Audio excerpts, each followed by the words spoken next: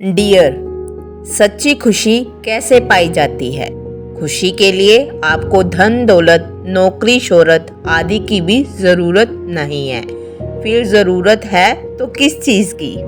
दोस्तों, आजकल के भाग दौड़ के ज़माने में हर कोई सफलता पाने के लिए भाग रहा है। स्टूडेंट्स एग्ज़ाम में पास होना चाहते हैं, स्किल्ड लोग इंटरव्यू में पास होकर अच्छी जॉब पाने में सफल होना चाहते हैं। बहुत से लोग अपनी स्टार्टअप या बिजनेस की सफलता के लिए काम कर रहे हैं, लेकिन सब लोग सफल क्यों होना चाहते हैं? क्योंकि इससे वे बहुत सारा पैसा कमा सके। सबको लगता है कि जब उनके पास पैसा, गाड़ी, बंगला आदि आ जाएगा तो वे बहुत खुश रहेंगे। इस पर दलाई लामा जी ने कहा है कि ये सिर्फ एक मिथक है। पैसे से खुशी का कोई लेना देना नहीं है। अगर ऐसा होता तो बहुत से अमीर लोग डिप्रेशन या ब्लड प्रेशर आदि रोगों से पीड़ित नहीं होते। और क्या किसान आपको खुश नहीं लगते? वे तो चेहरे से ही संतुष्ट लगते हैं। इसलिए लाइफ का असली पर्पस पैसे और सफलता के पीछे भागना नहीं है, बल्कि हर दिन खुश रहना ही लाइफ का पर्पस है। आप ये ना सोचे कि जब जॉब लग जाएगी तो मैं खुश ही रहूंगी या गाड़ी बंगला ले लूंगी तब खुश रहूंगी। इन सब से खुशी का कोई गारंटी नहीं है। कोई ना कोई दुख हमेशा सबको लगा रहता है, चाहे वो गरीब हो या अमीर। इसलिए हर दिन सोचे कि आज का दिन मैं खुशी से बिताऊंगी। और आपको खुश रहने के लिए चाहिए ही क्या? अपने परिवार वालों से रिस्पेक्ट से बात कीजिए, छोटे बच्चों के साथ खेलिए, दोस्तों के साथ चाय पीजिए, किसी गरीब की हेल्प कर दीजिए। इन छोटे छोटे कामों में जो खुशी छुपी है उसे पहचानिए और महसूस भी कीजिए। ज्यादातर लोग ये काम करते हैं तो, लेकिन उनमें खुशी का अनुभव नहीं कर पाते, क्योंकि उनका दिमाग हर घंटे किसी न किसी चीज में सफलता पाने के लिए उधेड़-बुन में उलझा रहता है। कल की चिंता में वे अपने आज की खुशी को भी महसूस नहीं कर पाते। इसलिए आज से ही अपने पर्पस को समझिए और खुश रहना शुरू कर दीजिए। आज के ज़माने में लोग बहुत ही स्वार्थी होते जा रहे हैं। सबको अपनी अपनी पड़ी है।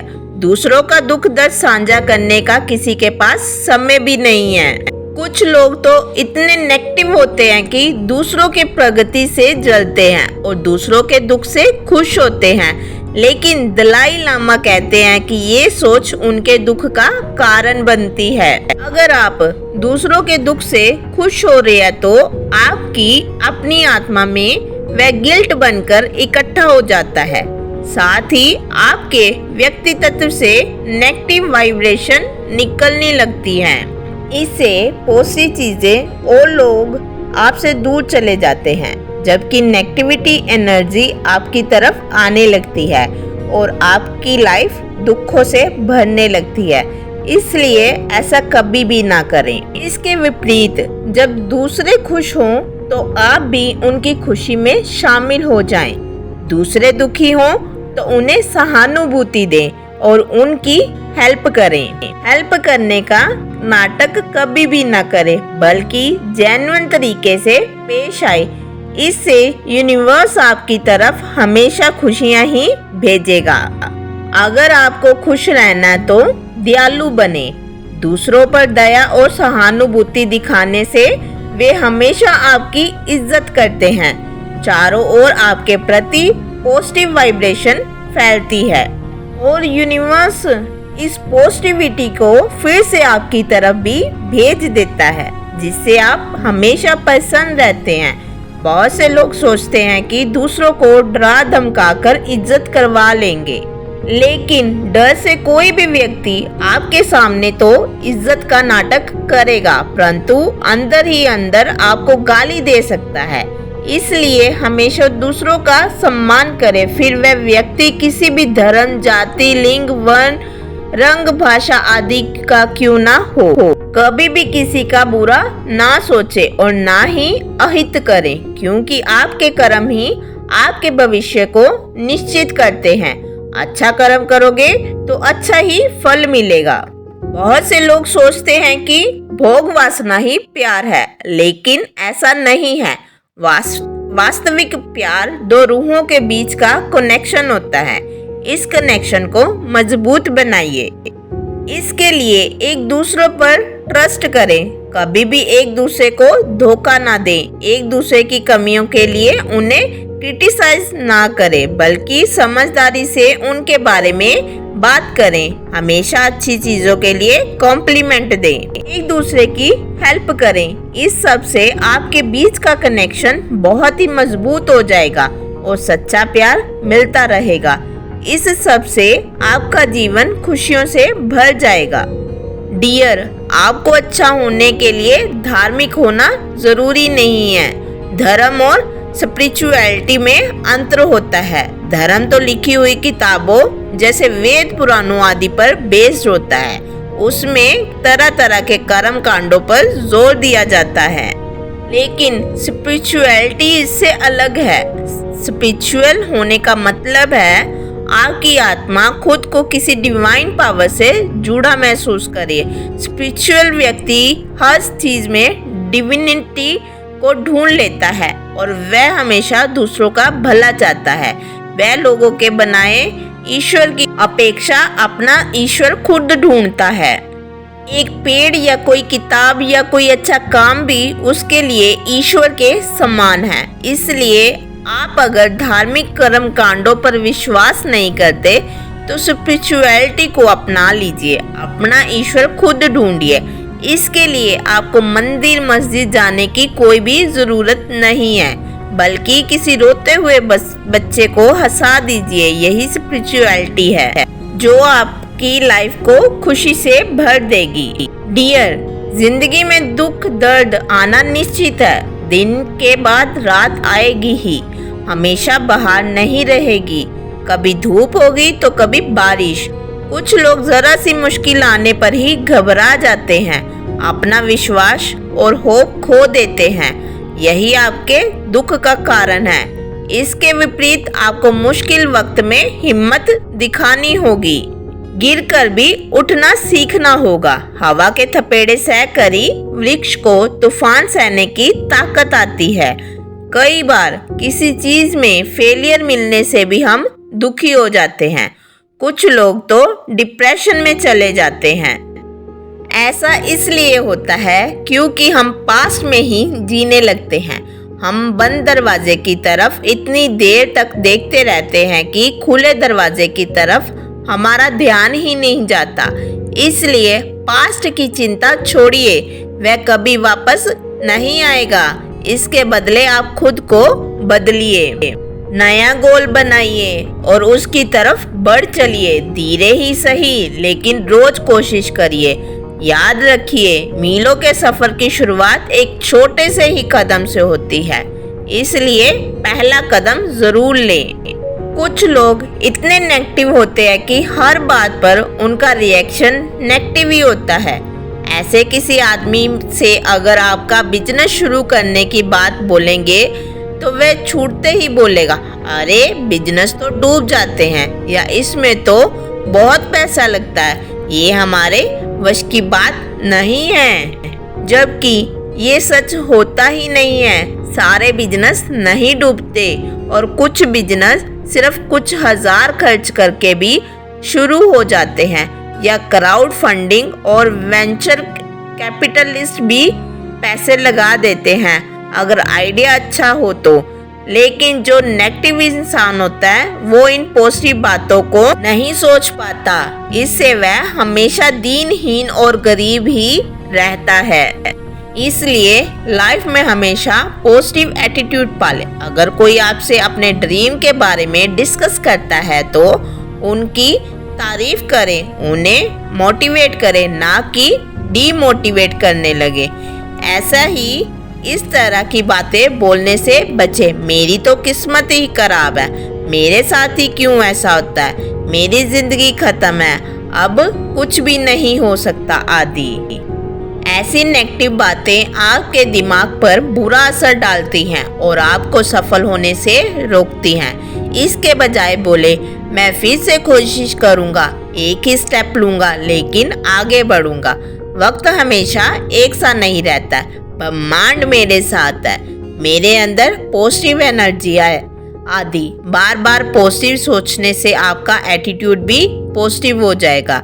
दूसरों को भी पॉजिटिव सोचने के लिए प्रेरित करें। इससे सब आपको अच्छा व्यक्ति भी बोलेंगे और आपकी खुशी बनी रहेगी।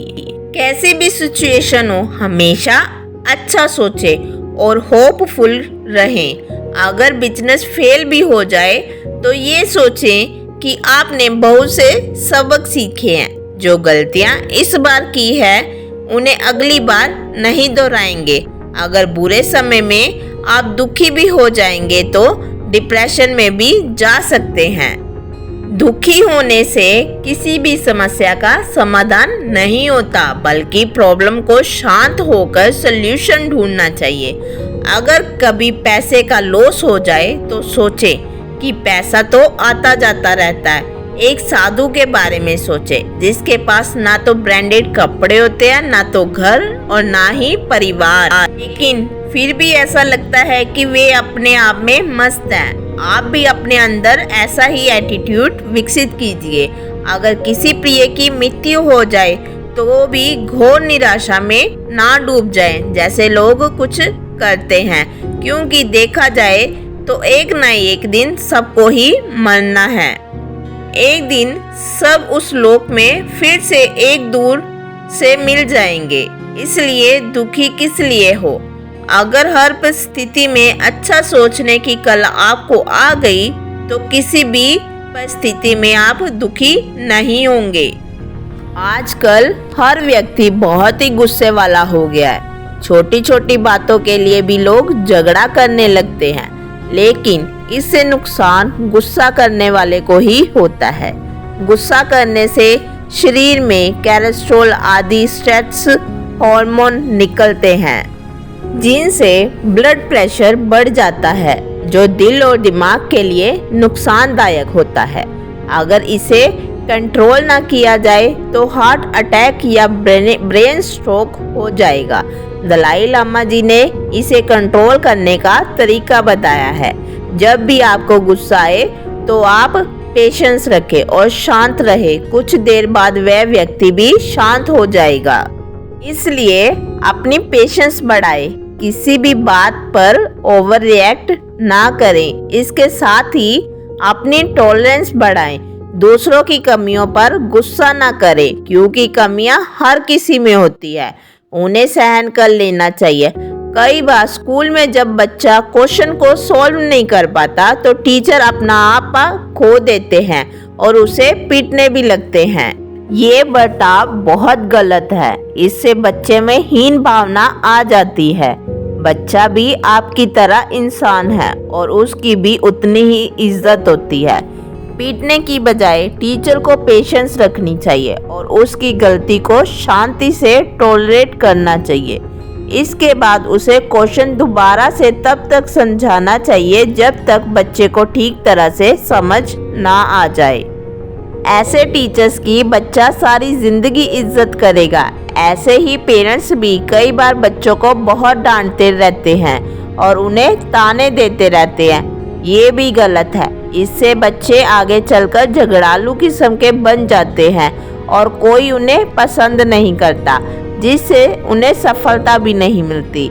इसलिए पेरेंट्स को धीरज रखना चाहिए और अपने बच्चों को प्यार से समझाना चाहिए। हर चीज़ के लिए रूल्स बना दे। जैसे बच्चा घर लेट आ रहा है तो रूल बना दे कि 7 बजे तक सब मेंबर्स घर पर आ जाएं। इसके साथ ही इसके लिए लॉजिक भी बताएं। सीधा ऑर्डर ना दें, जैसे कहें कि ये सबकी सेफ्टी के लिए है। इस तरह हर फील्ड में आप ऐसा कर सकते हैं। ऐसे ही घरों में सास बहू के झगड़े भी होते हैं। अगर वे दोनों पेशेंस रखें तो उनका घर भी स्वर्ग बन जाएगा, अन्यथा कलेश होता रहेगा। और वे कभी खुश नहीं रह पाएंगे। तो दोस्तों, अगली बार गुस्सा आए तो एकदम से रिएक्ट ना करें, बल्कि पेशेंस दिखाएं और आराम से बात करके प्रॉब्लम का सल्यूशन ढूंढें। इससे सब आपकी सामने नहीं पीठ पीछे भी इज्जत करेंगे और यही सच्ची खुशी का एक और सीक्रेट है। अगर आप हमेशा चिंता में डूबे रहते हैं तो अपने थॉट्स को एनालाइज करना सीखें। जैसे अगर आप कोई स्टूडेंट एग्ज़ाम देने जा रहे हैं तो उसे चिंता हो रही है कि आप अगर पास नहीं हुआ तो क्या होगा, वह इसी चिंता के अंदर ही अंदर घुलता जाता है। लेकिन उस स्टूडेंट को ये सोचना चाहिए कि चिंता करने से पेपर का प्रेशर बदल नहीं जाएंगे और अगर फेल भी हो गया तो लाइफ ख़त्म नहीं हो जाएगी। लाखों तरीके हैं जिनसे पैसा कमाया जा सकता है। कुल्हड़ नाम की फ्रेंचाइजी चेन सिर्फ चाय बेचती है और उनका टर्नओवर ही करोड़ों का है। क्या कोई डॉक्टर या इंजीनियर इतना कमा सकता है? बहुत से लोग YouTube पर सिर्फ अपना घर का या कुकिंग के वीडियो डालकर ही इतना कमा रहे हैं। बहुत से सेलिब्रिटी अनपढ़ होते हुए भी सक्सेसफुल हैं। अगर सोचने बैठोगे तो हज़ारों आइडिया दिमाग में आ जाएंगे। तो इस तरह स्टूडेंट्स को अपनी चिंता को लॉजिकली एनालाइज करना चाहिए। अगर स्टूडेंट ऐसा करना सीख जाएं तो कोई भी स्टूडेंट सुसाइड नहीं करेगा। ये एग्जाम्पल तो स्टूडेंट्स का था, लेकिन इसी तरह कोई भी थिंकिंग से अपनी चिंता को दूर कर सकता है और अपनी लाइफ को खुशियों से भर सकता है।